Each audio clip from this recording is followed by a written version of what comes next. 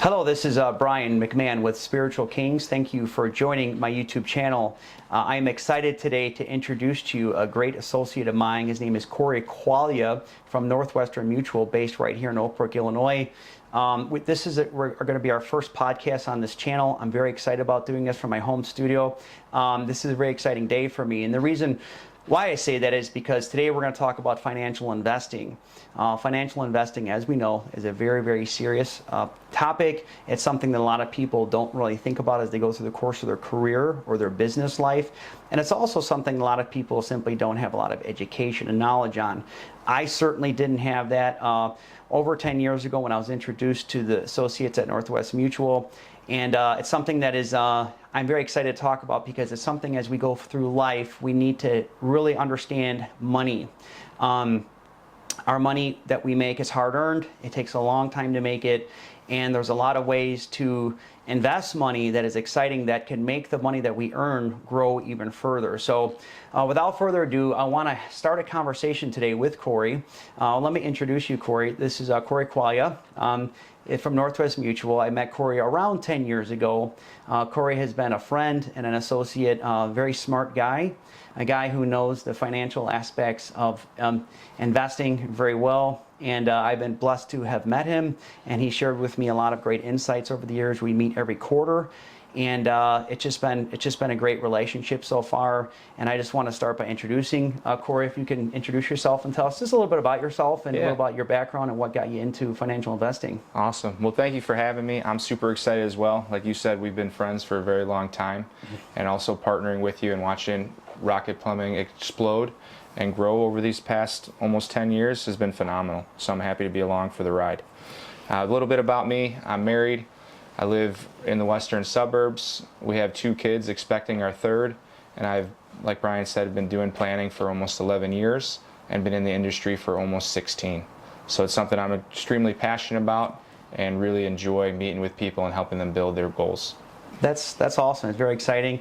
I see the passion in you when we talk. I think this is something you were definitely put on this earth to do. I'm not a financial guy, but as I've grown in my business, I've learned that it is a very important topic. Yeah. So on that note, Corey, I just want to talk to our viewers about just some of the basics today. I don't want to go like too complex today. I want us to go into the basics because I think a lot of people just don't even really know the basics. I certainly didn't. The way I was raised is that you get a job, you get a weekly paycheck, you get a bank account, and you put your money in the bank. And if you're really frugal, you even start a little savings account. You put $100 or $50 a week or a month in your savings account, and you just keep working and working and working, and you eventually get a certain amount of lump sum, and you buy your first home or whatever. That's all I ever really knew, you know. And then over the course of my life, I started getting involved in personal gains and in business. And I'm like, wait a second, I hear about people doing like stock market. I hear about people doing investing. I always hear this term investing. I'm like, well, what does that mean? Like, how do I do this? So I never knew anything aside from just standard banking. So if you could just give me just kind of a briefing, what do you do that is separate from just a bank itself? How do you position yourself in the market? How do you position yourself in your industry when you're reaching out a client? What do you tell them for people who've never done anything outside of a bank account? That's a really great question and a lot to unpack there. So let's break it down. When it comes to that initial conversation, I think education, like you touched on, is the most important thing. And unfortunately, they don't teach this in school. So you're relying on your parents or previous generations to pass these things down to you. And a lot of times, I didn't come from any money, a very blue-collar background. We lived paycheck to paycheck. My parents never told us anything. Correct. They still don't have credit cards to this day. They're always cash on hand. So I think that idea of just beginning and starting a bank account is a great first step. So after the bank account, what numbers should we have in there? How should we be saving? I think is really prevalent in building an emergency fund. So we go by the Certified Financial Planning Board's recommendation. A lot of viewers may be familiar with Dave Ramsey and his talks. So everything that Dave Ramsey speaks upon is from the Certified Financial Planning Board. Okay. And those are very key financial basics to build overall wealth in. So that first one is going to be an emergency fund. Right. So when you say emergency fund, the first thing I think of is like that is if I get sick or injured or something just completely catastrophic happens, maybe within a family member or my place where I'm living burns down, I can't go to work and make money. Is that kind of what an emergency fund is? So that's going to be more of the what if in life planning, and that's going to be insurance based. I would say an emergency fund is going to be 3 to 6 months of your fixed expenses. So what it costs you to be Brian on a monthly basis, we want to have 3 at a minimum to 6 months. A lot of people after COVID happened, they wanted to make sure that they had even more money saved up because they saw job loss, inflation, interest rates hiked up. Things got a lot tighter during that time frame. So I feel like a lot of the clients that we work with wanted to have more in savings. Okay, so is that one of the first things you, when you approach a would-be client or customer, you start with an emergency fund? An emergency fund, exactly. And nowadays there are things called high yield savings accounts. Okay, you've heard of those. Your big box bank, their interest rate's usually 0.01%. It's extremely low. So that means interest rate based on the money that you currently have in that account. Correct. Is that a checking and or saving or both, or any account you have with them? Predominantly almost any account that you have with them. And then what is that interest rate you mentioned? It's usually 0.01%. 0.01%, that's almost nothing. Yeah, it's terrible. Yes, it's terrible. Plus now that there's bank fees just to hold the account. Exactly. Does that probably offsets it, correct? So you're really earning nothing on that. Right, so you're earning nothing. So the only thing you're earning is the money you're making and putting in. So basically all it is like a digital piggy bank. That's all it really is. That's it. And technically it loses money with inflation every year because it's not growing, it's just sitting there. So having that high yield savings account, right now their interest rates are about 5 to 5.25. So that means you would earn interest on the money you put into a high yield savings account. Correct. Okay, and is that one of the first kind of what you start with the customer modules when you first start with them? You start a high yield. Exactly. So we make sure that they have a high yield savings account and they're building towards that 3 to 6 month goal. Okay. And what kind of number off the top of your head would you suggest that a customer put in? Could it be as low as 500, 1,000? What would you say? That's a great question. Typically we'll follow up with a budget sheet. So everyone is going to be different based off of their needs and their expenses. So I'll have them fill that out. We'll figure out what it costs to be them, what their fixed expenses are, and then based off that number, we'll figure out how much they can save towards it. But typically, like you said, it's going to be a couple $100 to $1,000 if they're making some good money to build that up. That per month? And hey, that's a start. Big time. When you get past that 6 month and 1 year mark, you got extra money sitting there, money that you put in an account that would have, like you said, not done anything in a savings. That's money. Exactly. Okay, you do that for how many years in a row? That's money you never had. That accumulates to something that might look like a vacation or a big purchase or paying off a bill. 100%. And I would say an emergency fund is great to save into for a 1 to 3 year time frame, or things that come up within a 1 to 3 year time frame that we don't want to put into the stock market. Okay. That way it's safe and you can always access it without the fluctuations of the market. Sounds Great good. point. Sounds good. So after you get into the high yield savings account, what would be the next step you do with the customer? Then we would really look at their debt. I think debt is one of the most crippling things right now. Statistically, there is more credit card debt than mortgage debt right now. Wow. Which does not Is that in the always United happen. States you're referring to? Correct. Okay. So to me, that says a couple things, but one, people are living above their means or things are too expensive, so they're having to tap into credit card debt. There's also a small component in that millennials and the generation after them aren't buying houses yet, and they've just been comfortable renting. They don't want to make that commitment. But predominantly, it's credit card debt. So credit card debt. What is the, off the top of your head, what is the average that the average American has right now? Right now, statistically, it's over $10,000. Wow, over 10,000. And that's at 28%. The 20%, that's that fine print on the back of the sheet. Exactly. That you see it at a corner of your eye, but you don't want to read it. You're like, Right. oh, I'll never get to that. And all of a sudden, you're maxed out, and you're at that 28%. That's a lot of money. It is. 8% is too much. Now you get to 20%. So, and not only that, so when you have credit card debt of north of 10,000, now it's affecting your credit score. Exactly. And that's something I eventually want to talk more about in the future. But your credit score, a lot of people, that's another thing they don't really teach you. No. I'm hearing they're getting a little bit better, but I was never taught any of these things until I got well into my 20s, and I'm like, what even is a credit score? So when you're carrying have over maxed out credit cards, that affects your credit score. I don't know the exact details, but I know if you have a credit card roughly 10,000 at its max and you're over 50%, your credit score goes down. So that's an issue there too.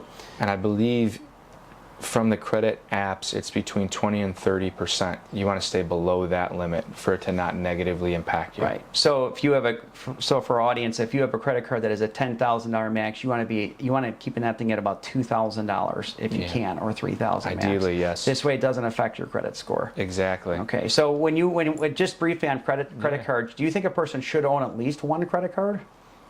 I definitely think people should own credit cards. With that, you have to be extremely responsible with them so you don't get into that debt position. But that is one of the best ways to start building your credit. Okay. And I'd say for a lot of people, when I first started working, I was working with people in their early 20s, because that's how old I was when I was a financial advisor right off the bat.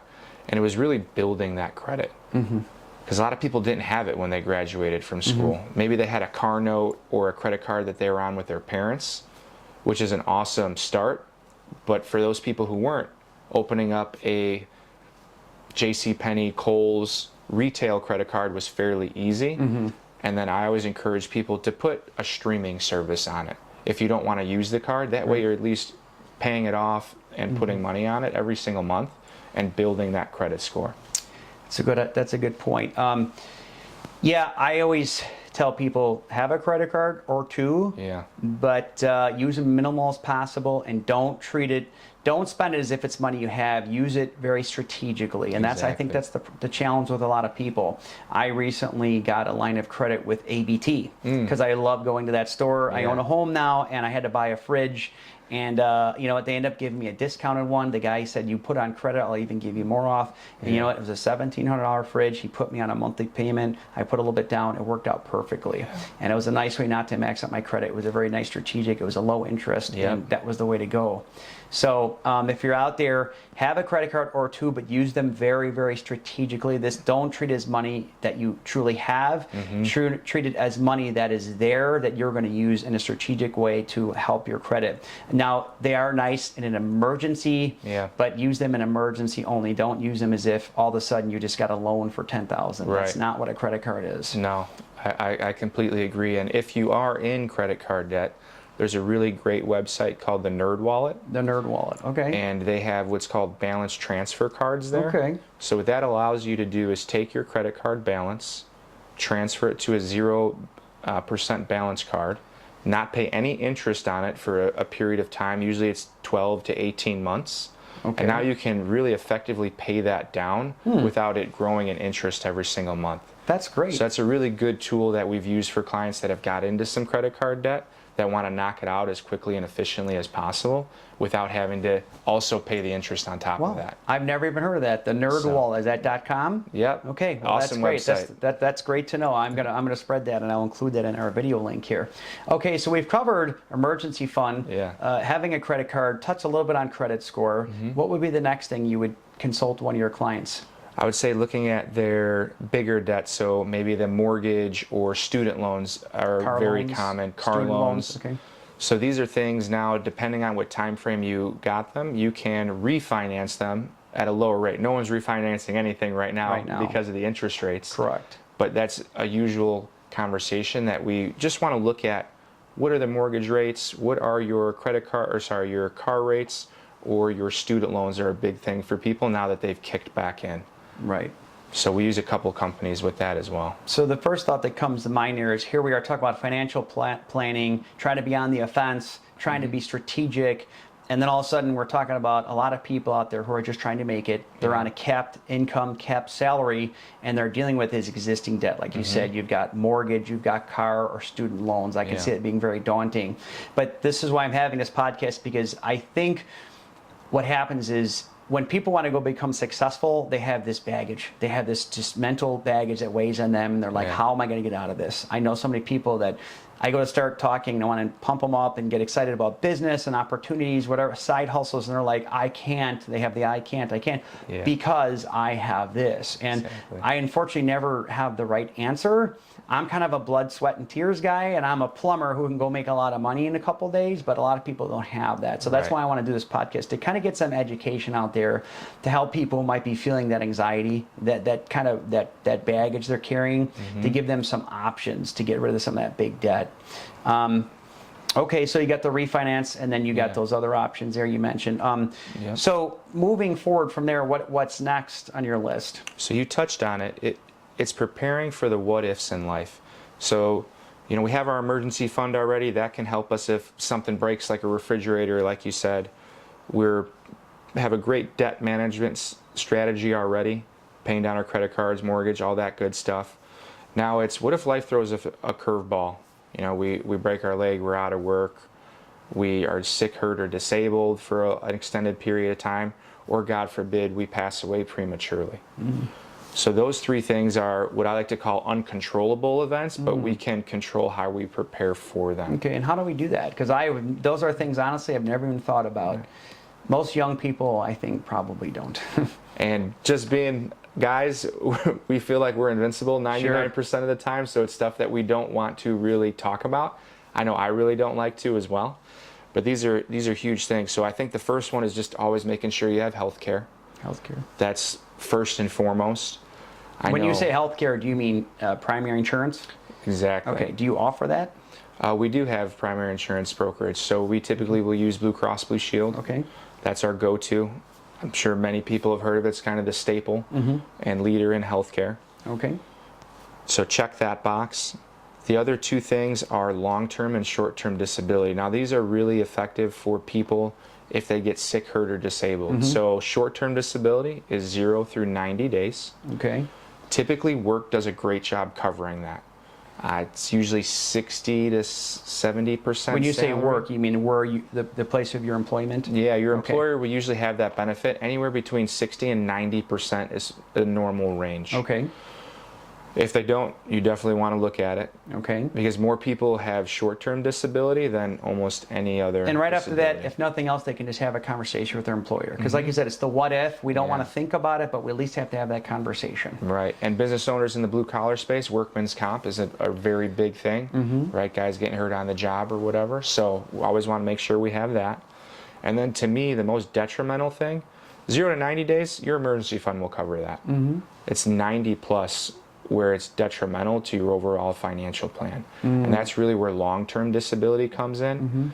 I really haven't seen companies over 66% offering that. And that's a huge haircut for most people. If you can't work, and not only that, your income gets cut to 60%, you're not saving anymore for your goals. You're probably barely getting by, and that could be for a very long time. It could be devastating. Me personally, as you know, I just came off having long COVID, which I didn't even know what long COVID was till I got it. I had COVID 3 times before I got this, and I got it for 7 months. And only by the grace of God, I'm self-employed, and I'm in a position to get through it. I said if there ever was a time for me to get it and you never want to get sick, it was then, because I have a manager and I have staff in place, which is something I want to talk about more long-term on this channel, why I believe you should build a business and build a plan that's going to come up, that as Corey said, for the what if thing. So I had people think they're not going to get it, and then all of a sudden we have a world pandemic. No one thought that was coming, right? And then all of a sudden we have this different variants, and it's up and down, short term, 1 week, and then you have the 7-month kind. If I was not self-employed, I don't know where I'd be right now. I don't think I could have worked maybe even a third of that. So I probably would have either been let go or released, or probably forced to do side hustles. It would not have been pretty. So my heart goes out to a lot of people who are injured, sick, or are dealing with any type of illness. And this is why I want to have this conversation, to get some awareness out there, to get people thinking a little bit that they should come up with, that there is options, and they should start thinking about this a little bit in the event that something were to come up. No, I completely agree, and I call this part risk management. To do that life insurance disability portion, you can usually knock that out for the average person between $50 and $60 a month. $50 and $60 a month. So it's very cheap to make sure that you have that fallback plan if God forbid anything were ever to happen to you. Do you work with individual and family?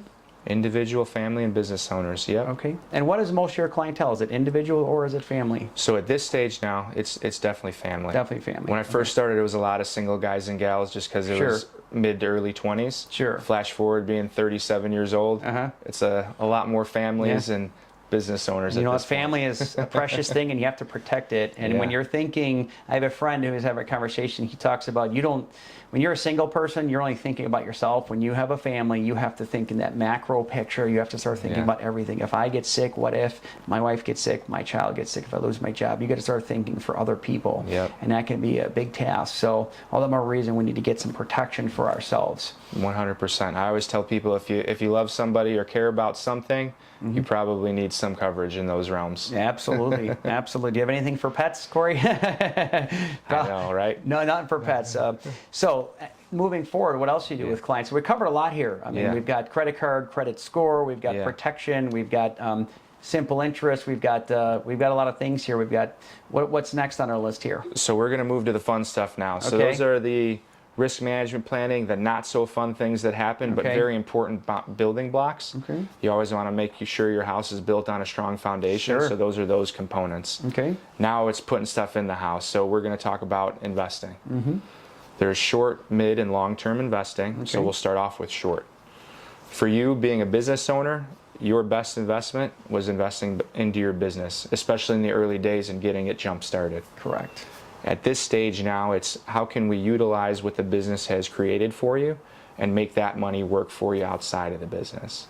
So I think the first thing for a lot of people is starting up what I call a brokerage account. Brokerage account. Okay. This is just an investment account that's not tied to retirement. So you can use this money anytime between now and retirement, or during retirement for that matter. Okay. But it's very liquid.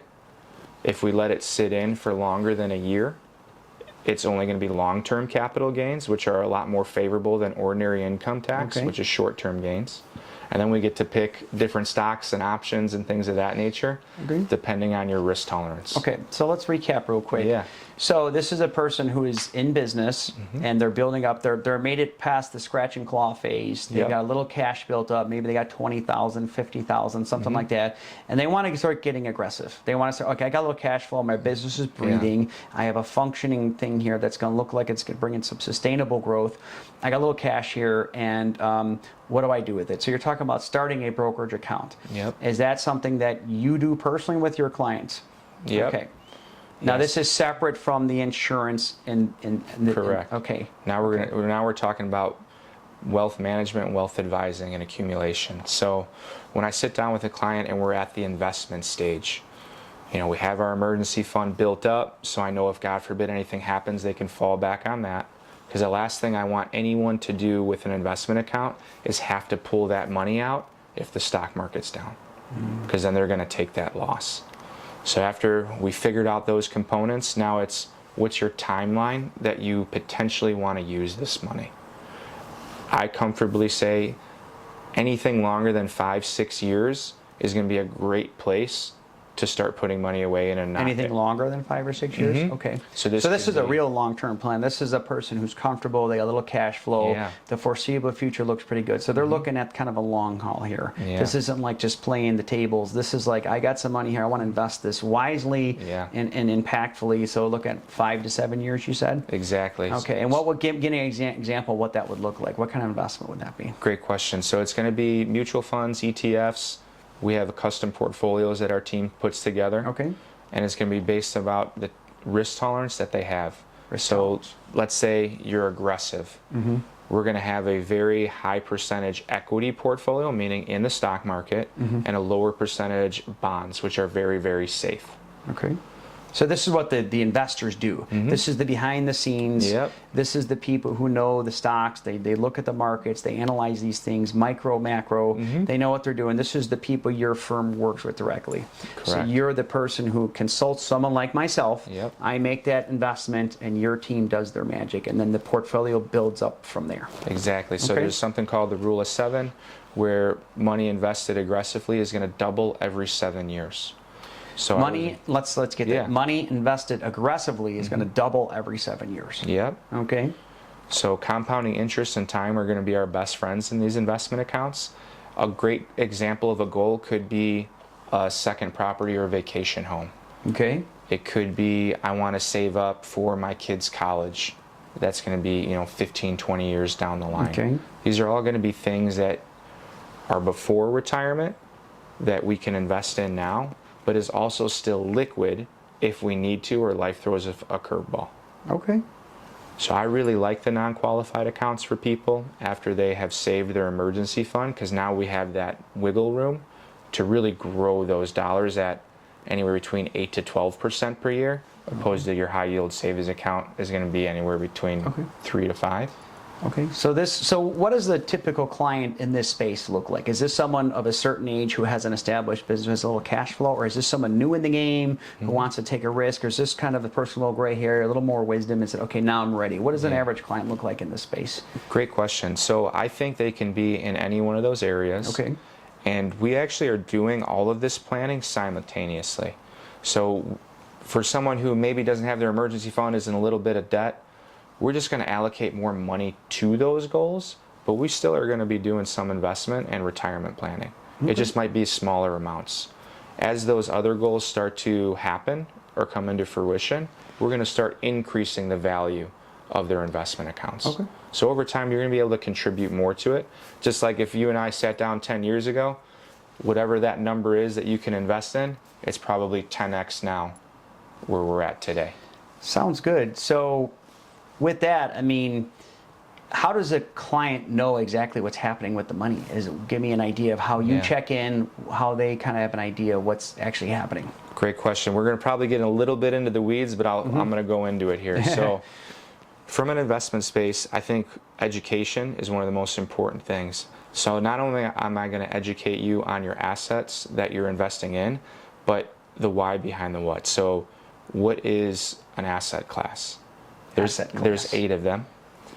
The first one is the S&P 500, or large cap stocks. We know those of the Googles, Microsofts, Netflix, Teslas of the world, right? Your 500 top US companies. Second asset class is going to be mid cap. This is going to be mid-size or regional based companies. I used to use the example of like Cracker Barrel, or out on the West Coast you have In-N-Out Burger, but now they're both really big, so they're not mid-size anymore. Correct. Small cap businesses, that's going to be your plumbing company, my financial business, the mom and pop restaurant that we love going to. So local, small. Then we go into international. So international has 2 classes: developed countries. These are going to be your European powerhouses. Second is going to be international emerging countries. These are going to be the places like Central South America, parts of Africa, Asia.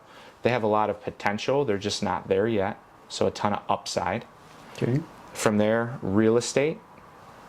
That includes residential, industrial, and commercial. Commodities. This is going to be your precious metals, your farming crops, soy, corn, and wheat. Okay. And then lastly, our bonds. So they're very safe. It's corporate or government debt. They basically grow every single year, just at a very small rate. Okay. So that's how we compose the portfolios and put different percentages in each one of those based off of how aggressive or conservative you want to be. Sounds really good. Thanks for that breakdown. You're welcome. As a average person who just is learning the basics, working with you, what do I do when I go to BBC, for instance, and there's a big red exploding headline, stocks just crashed. I mean, oh, I got money in this. What do I do? Is that something to panic about? Is that normal? Is that fluctuation?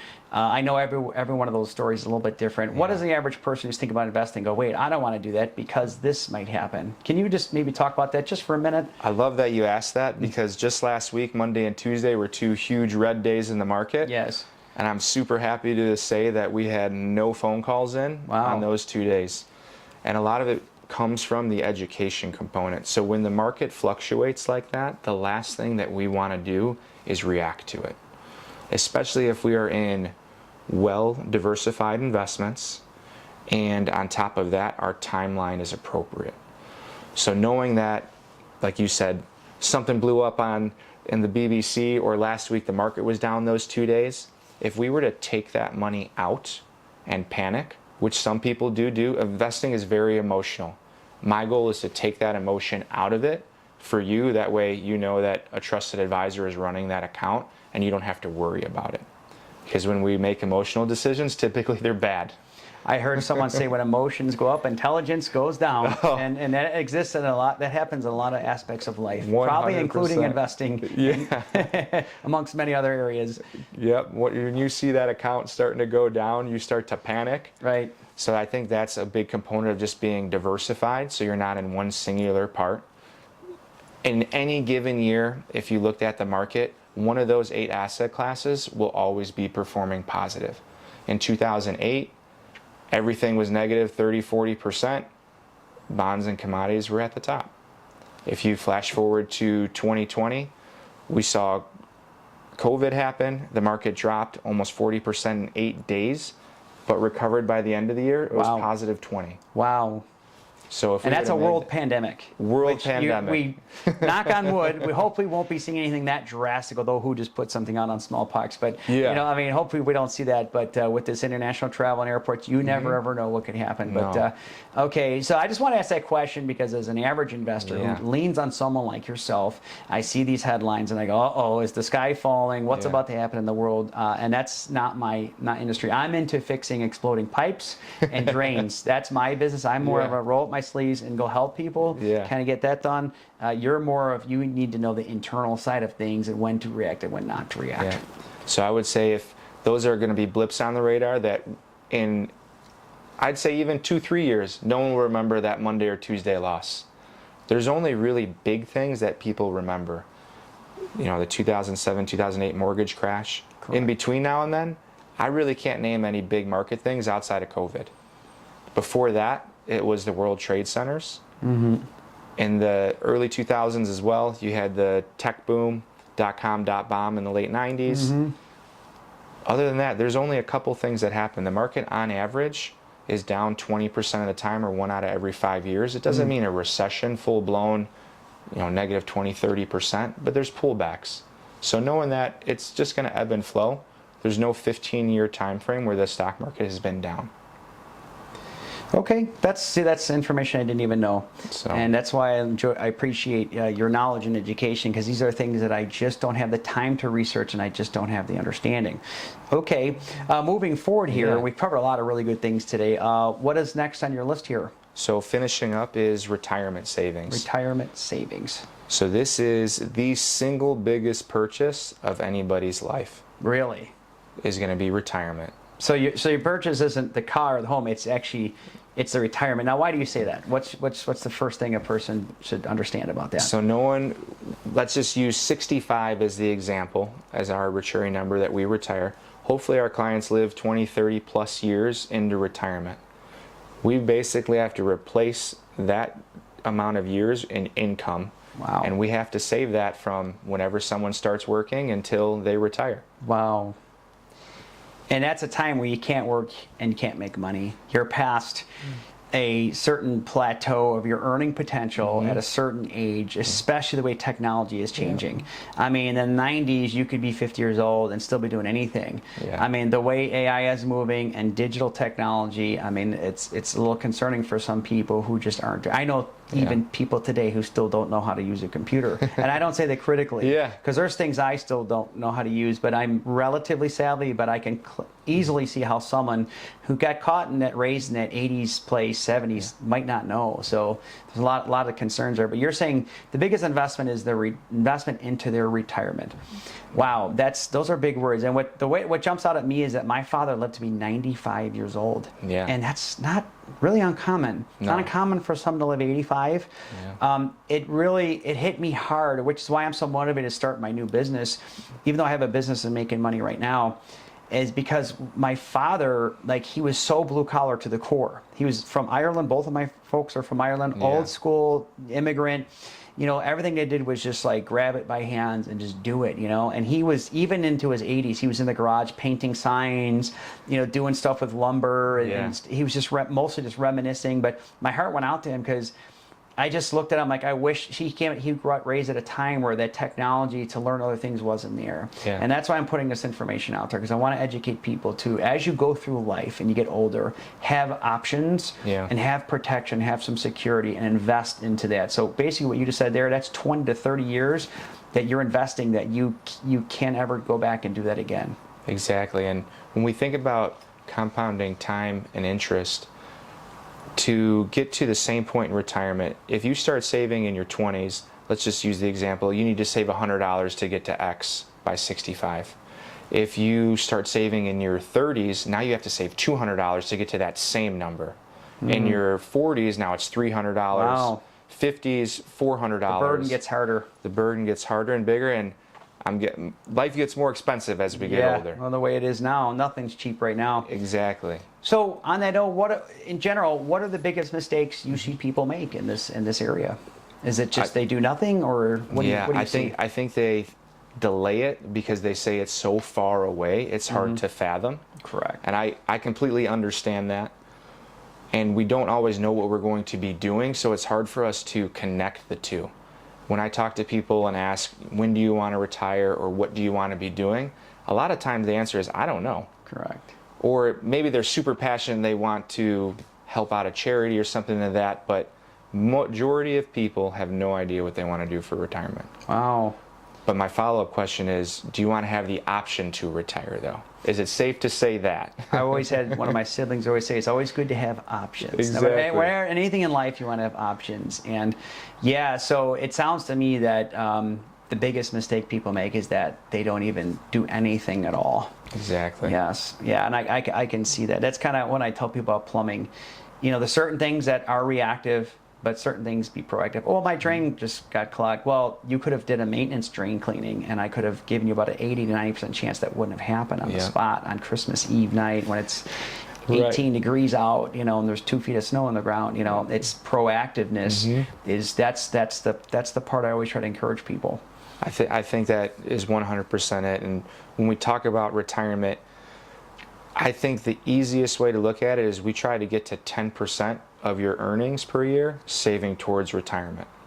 That is my goal for majority of people, and then we regroup from that 10% of your career earnings that you've made throughout your career. Annual salary. Annual salary. Correct. So if you're making 100 grand a year, I want to at least make sure you're saving 10 grand a year towards retirement. Wow. Okay. Wow. Wow, a lot to think about, Corey. A lot to think about. In closing, and you've been great. I appreciate everything. I've learned even more from this conversation. What would you say to a potential client who is either a solo person just working in a job, or they have a career, or a business owner? What would you say to someone you just meet who has nothing in place except for maybe a bank account? I would say have a conversation with a trusted financial advisor. Most of the time it's free, and you can just open the door to that conversation and dialogue and really get educated on what your options are. Because I firmly believe that most people want to do the right thing. There's just a lot of noise on the internet on what to do, and it's not very specific to them. So have a conversation with somebody about what your specific goals, dreams, and desires are, and build around that. Those are good words. How can someone get a hold of you? I'll make sure to give you my phone number that you already have, email address, and they could reach out to me with any questions. We could always set up a Zoom call. And do you work within the United States? I do. All within the United States. Okay. Exactly. That sounds great. I'm going to wrap up here. I do want to say a couple things that meeting Corey and his team over 10 years ago, I had nothing in place. I had just a bank account and a savings account. Of course, I was always working hard and a hustler. I can raise cash, but then I would immediately burn through that cash, whether it be go on a vacation or buy a nice car, which are great to do, but there was never any real seeds in the ground. That was the thing. I never had an education. I never had a plan. I never had anything that looked like a portfolio. When he mentioned the word portfolio, I'm like, I don't even completely know what that means, to be honest. So I just want to say this. I feel very good in the fact that a friend of mine twisted my arm who forced me to basically to sit down with one of your associates before I met you, and I was a little leery of it. We had to do a bunch of insurance background and all this stuff just to get me in to qualify. I didn't know what I was getting into, but now that I see it maturing and I see this portfolio and I see the statement coming in, I'm looking at things, I see some of the gains and some of the cash that's been raised, and I've actually pulled a little out here and there for some investments. It's been really nice, and of course the education aspect and having the go-to person such as Corey has just been great, because now I feel confident that I can not only just see what's happening with the money, but I have some education and I can turn to someone to continue to further to know what I need to know for the future. So I hope you have enjoyed this podcast, this conversation. We will be doing more in the future, a little more in detail. Today was just an opening conversation for those who don't have anything in place. Thank you for visiting our channel. I will include any information in the description of Corey's firm and Corey personally if you'd like to reach out to him and talk financial investment, whether you're a single person, a married person, or a business owner. Thank you for your time today. I wish you all the best. God bless.